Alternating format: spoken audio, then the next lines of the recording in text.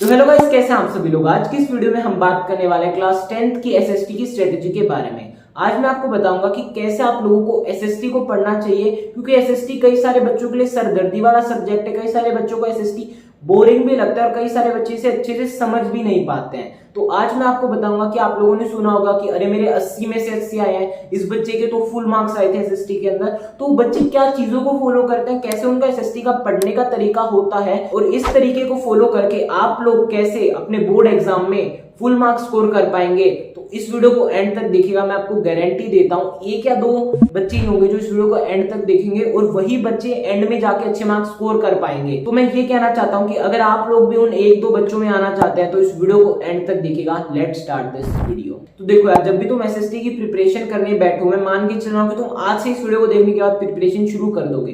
तो जब तुम अपनी प्रिपरेशन करने बैठो तो उससे पहले एक चीज सोच लेना कि मैं 100 में से 100 लेकर आऊंगा, क्योंकि जब आप 100 में से 100 लेकर आने की सोचोगे तभी आप लोग 98, 99, 97 मार्क्स स्कोर कर पाओगे। तो ड्रीम बिग और अचीव बिग, ये मेरा कहना है, ठीक है। देखो अब बात करते हैं आपके एसएसटी के पेपर के पैटर्न के बारे में। तो आप लोगों को पता होगा एसएसटी के अंदर 4 सब डिवीजन है, हिस्ट्री, ज्योग्राफी, पॉलिटी और इको। तो चारों ही आपकी 20 मार्क्स की आने वाली है, मतलब कि 20 मार्क्स की हिस्ट्री आएगी, 20 की जियो, 20 की इको, 20 की पॉलिटी आएगी। तो ऐसे करके आपका 80 मार्क्स का पेपर बनने वाला है, जो कि आपका एंड में जाकर होगा और एक ही आपका पेपर होगा। तो अपनी पूरी तैयारी करनी। तो देखो यार, ये तो पेपर के पैटर्न की बात हो गई। अब मैं आपसे बात करना चाहता हूँ कि एसएसटी को पढ़ने का तरीका क्या होता है और क्या गलत तरीका है आप लोगों का पढ़ने का, जिसकी वजह से आप कहीं ना कहीं अपने मार्क्स को लूज कर देते हैं। तो अब बात करते हैं आपको पढ़ना कैसे है एसएसटी। देखो यार, जब भी आप किसी भी एसएसटी के चैप्टर को पढ़ने की शुरुआत करो तो उससे पहले करना क्या है, आप लोगों को चैप्टर का एक ओवरव्यू ले लेना है, चैप्टर की समरी को पढ़ लेना है। गूगल पर जाओ, वहां पर जो भी चैप्टर पढ़ रहे हो उसकी समरी को सर्च करो, नहीं तो यूट्यूब पर आजकल बहुत सारे चैनल है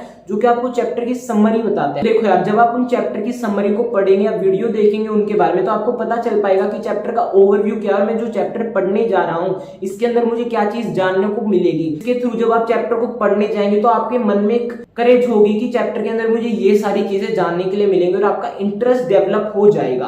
तो यही बात थी। अब बात करते हैं, जब आप इन वीडियोस को देख लो तो आपको करना क्या है। उसके बाद आपको सीधे अपनी एनसीईआरटी बुक्स के ऊपर जाना है।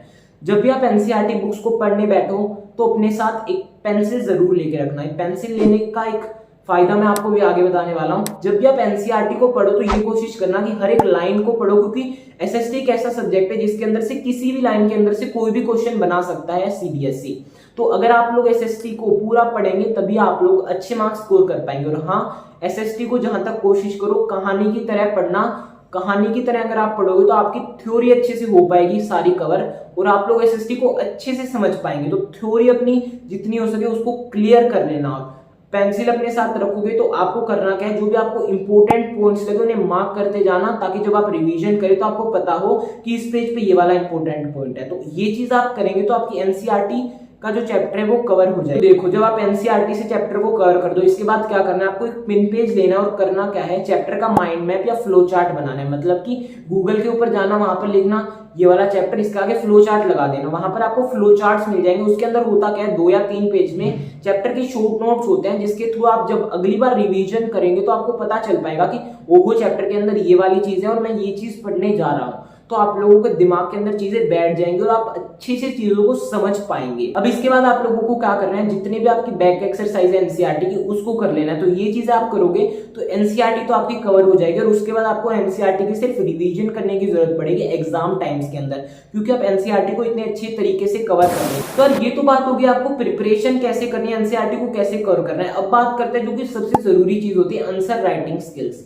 मतलब कि आपको आंसर्स को कैसे लिखना है, क्योंकि होता क्या है कि आप पढ़ तो कितना भी लेते हैं पर आंसर्स आप कहीं ना कहीं अच्छे नहीं लिख पाते एग्जाम के अंदर से, जिसकी वजह से एसएसटी जैसे सब्जेक्ट के अंदर आपके मार्क्स कट जाते हैं। तो आंसर राइटिंग को इंप्रूव करना बहुत ज्यादा जरूरी चीज बन जाती है। तो अब मैं आपको बताता हूं आप आंसर राइटिंग को कैसे इंप्रूव कर सकते हैं। तो कोशिश कीजिए जब भी आप एसएसटी के खासकर आंसर लिखे तो आपको करना क्या है, आपको आंसर को फैला फैला के लिखने की कोशिश करें, ताकि लगे कि कुछ कंटेंट भरा हुआ है आंसर के अंदर। जैसे समोसे के अंदर आलू नहीं होता, वैसे आपको आंसर शीट के अंदर फैला फैला के लिखना है चीजों की आंसर शीट थोड़ी भरी भरी सी लगे, ठीक है। और जो आपके 3 मार्क्स और 5 मार्क्स वाले क्वेश्चन होते हैं, जो कि पैराग्राफ बेस्ड क्वेश्चन होते हैं, मतलब बड़े बड़े जो आंसर आपके होते हैं, तो उनके अंदर आपको क्या करना है, पैराग्राफ को लिखने के बजाय आपको पॉइंट वाइज आंसर्स को लिखना है, जिससे होगा क्या, आपकी प्रेजेंटेशन स्किल्स इंप्रूव होंगी और आप लोग जो भी आंसर लिखेंगे वो एक इम्पैक्ट छोड़ेगा एग्जामिनर के ऊपर और वो आपको कहीं ना कहीं नंबर दे देगा पूरे। अगर आप लोग पैराग्राफ लिखेंगे तो उससे होता क्या, एक अच्छा इम्पैक्ट भी नहीं बन पाता एग्जामिनर के ऊपर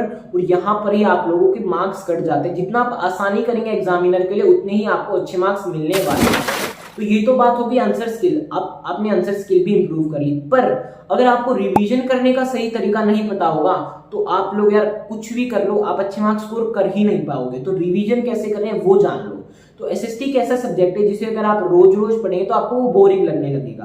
तो रिवीजन करने का भी एक तरीका होता है एसएसटी के लिए। आपको करना क्या है, एसएसटी की रिवीजन आपको अल्टरनेट डेज पर करनी है। मतलब कि ये नहीं कि रोज आपको एसएसटी को पढ़ना है कि आज ही मैं हिस्ट्री कर लूंगा, आज ही मैं जियो कर लूंगा, आज ही मैं इको कर लूंगा। आपको करना क्या है, फॉर एग्जाम्पल आज मंडे है तो आप सोचो कि आज मैं हिस्ट्री करूंगा बेसिकली, और हिस्ट्री के साथ फिर कोशिश करो कि कोई और सब्जेक्ट की भी आप रिवीजन करो। फॉर एग्जांपल हिस्ट्री किया तो साथ में मैथ्स की कर लो उसके बाद, और फिर 1-2 दिन बाद आप क्या करो, जियो की कर लो, फिर 2-3 दिन बाद छोड़ के आपको क्या करना है, इको की करना है। तो अल्टरनेट डेज पर आपको प्रिपरेशन करनी है, जिससे क्या होगा, एसएसटी के अंदर इंटरेस्ट भी बढ़ेगा और बोरिंग भी नहीं लगेगी। देखो यार, ये तो बात होगी आपको रिवीजन कैसे करनी होगी। अगर आप लोगों को याद है तो मैंने वीडियो की शुरुआत में कहा था कि मैं आपको फ्री में स्टडी मटेरियल प्रोवाइड करवाऊंगा। तो मैंने पीवाईक्यूज का लिंक आपको डिस्क्रिप्शन में दे रखा है, ये वहां से आप लोग पीवाईक्यूज को डाउनलोड कर सकते हो। पीवाईक्यूज बेसिकली होता क्या है, पिछले 10 साल के जो भी एसएसटी के पेपर के अंदर चैप्टर वाइज और टॉपिक वाइज क्वेश्चन आए थे वो आपको बेसिकली वहां पर मिल जाएगा। तो जाइए वहां से डाउनलोड कीजिए। जब भी कोई चैप्टर आपका कवर हो जाए और आप रिवीजन करें तो उन क्वेश्चंस को आपको पढ़ना है, जिससे आपकी रिवीजन एक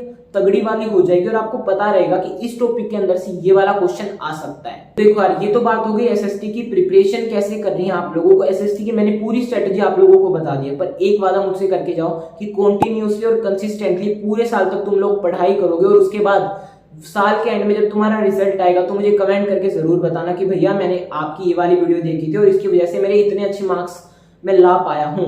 thank you so much for watching this video. हमारे चैनल को सब्सक्राइब कर दो यार, क्योंकि हमें जल्दी से जल्दी 20K का एम हिट करना है। Best of luck, bye bye, मिलते हैं किसी दिन किसी और नई वीडियो के अंदर।